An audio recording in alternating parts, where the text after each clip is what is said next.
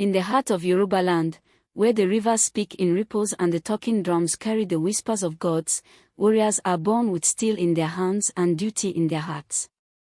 Adéwálé was one such man, son of a feared war chief, his life sharpened by the edge of a blade.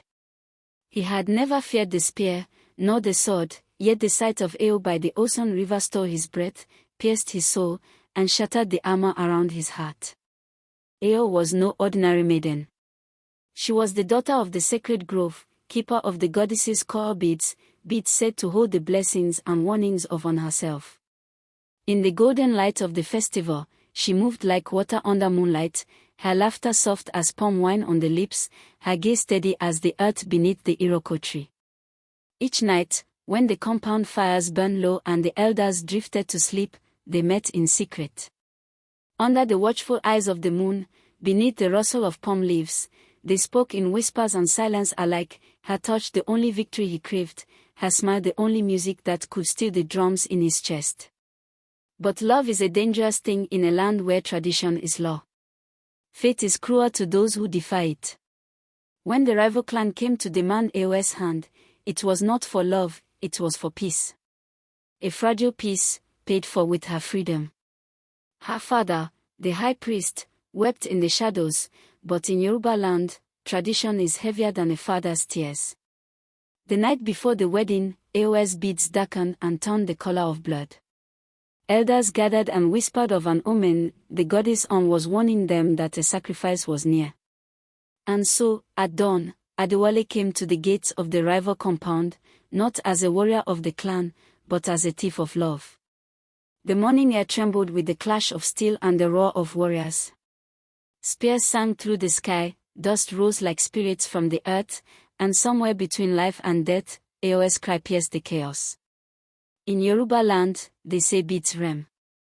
The festival of Onogbo came once a year, when the people of Ìlúwọ gathered by the sacred river to honor the goddess of love and fertility.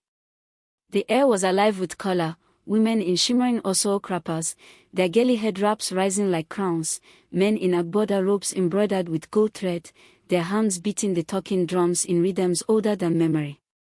The scent of roasted plantain and palm wine drifted through the market stalls, where cowrie shells and carved masks traded hands. Dancers in white moved like the river's own spirit, their arms outstretched in praise to On. The Ọṣun river shimmered under the late sun, every ripple catching the light like spilled honey. It was there, by the water's edge, that Ìlúwọ stood, the daughter of the sacred grove, cradling a calabash filled with flowers. Coral beads draped her neck and wrist, glowing softly against her skin. She dipped her hands into the river, whispering a prayer that only the goddess could hear. The scent of roasted plantain and palm wine drifted through the market stalls, where cowrie shells and carved masks traded hands. Dancers in white moved like the river's own spirit, their arms outstretched in praise to On. The Ọṣun river shimmered under the late sun, every ripple catching the light like spilled honey. The days after the festival passed like restless dreams, each one heavier with unspoken longing. But when the moon rose full and bright, painting the Ọṣun river silver, Ìlúwọ and Adéwálé stole away from their sleeping clans. The night air was warm, humming with the chorus of crickets. Fireflies drifted lazily above the grass like embers from an unseen fire. Palm fronds whispered in the breeze, and the water moved slow and gentle, reflecting the moon like polished ivory. Adéwálé waited at the riverbank, his silhouette framed by the shadows of the sacred grove. He wore his warrior's leather armor, but draped over one shoulder was a flowing agbada, a touch of softness in a man forged for war. At his side hung his sword in a beaded sheath, each bead carved with the marks of his clan. Ìlúwọ emerged from the shadows, the moonlight catching the vibrant colors of her ankara wrapper. Coral beads glimmered at her neck and wrist, and her eyes held both the joy of their secret and the fear of being discovered. When she reached him, she placed her hand in his, and the world fell silent, no drums, no voices, only the quiet rush of water and the pounding of two hearts.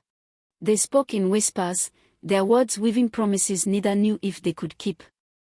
But in that moment, with the goddess's river flowing beside them, nothing else existed, only the dangerous beauty of a love that could not be named. The night before the wedding was thick with silence, the kind that clings to the skin like the breath of spirits.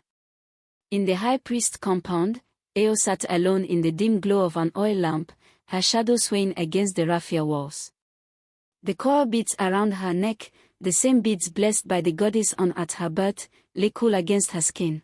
She lifted them in her hands, tracing the smooth surfaces that had always shown a warm, gentle red.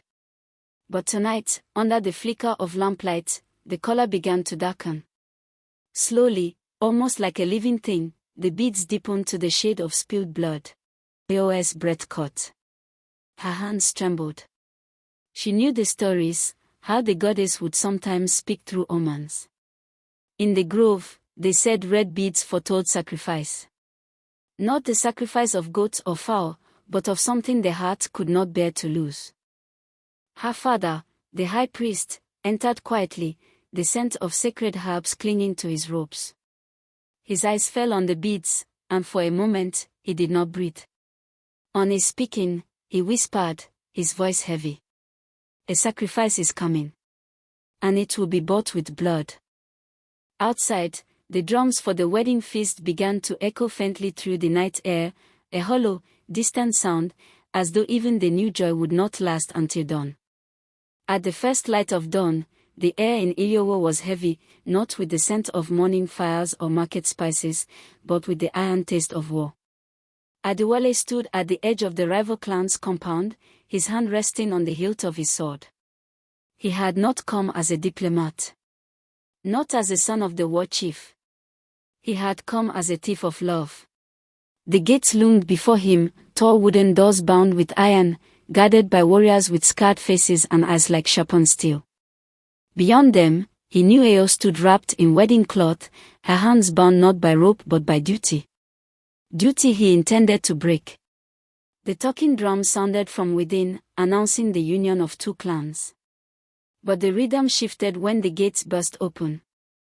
Adéwálé charged forward, blade drawn, the sunlight glinting off the beadwork on his sheath. Dust exploded beneath his feet as warriors rushed to meet him. Spears hissed through the air, shields slammed against shields, and the ground trembled beneath the clash of men who had trained all their lives for this moment. He fought like a storm breaking against the shore, every strike fueled by something greater than rage, something deeper than pride. Somewhere in the chaos, Eo's voice rose, calling his name. And for an instant, the noise of battle faded, the world narrowing to that sound alone. But war has no mercy for lovers. A spear found his side, and the strength began to drain from his limbs. Still, he pushed forward, reaching for her, refusing to fall until his blood joined the dust. The battle was over, but the air was still thick with dust and the stench of iron. The drums had gone silent. Smoke rose in thin, broken streams from the edges of the compound. And by the river that had once been their secret sanctuary, Eo knelt in the shallows, her hands stained with the blood of the man she loved. Adéwálé lay in her arms, his breath shallow, his eyes still holding the fire of a warrior but softened by the calm of surrender. Around his neck, the beaded sheath hung heavy, and in his final moments, he reached for the coral beads at her throat. They glowed a deep crimson now, the prophecy fulfilled. The river will remember, he whispered, his voice barely a ripple in the wind. And then his hand fell still. Eo's cry cut through the silence, rising into the sky like a bird fleeing a burning tree. The beads slipped from her neck and fell into the Ọṣun river, drifting with the current, their red hue spreading into the water like ink in parchment. In Yoruba land, they say the river carries stories to the gods. And long after the lovers were gone, the water still ran with a memory, a faint, impossible red, that only the moonlight could see.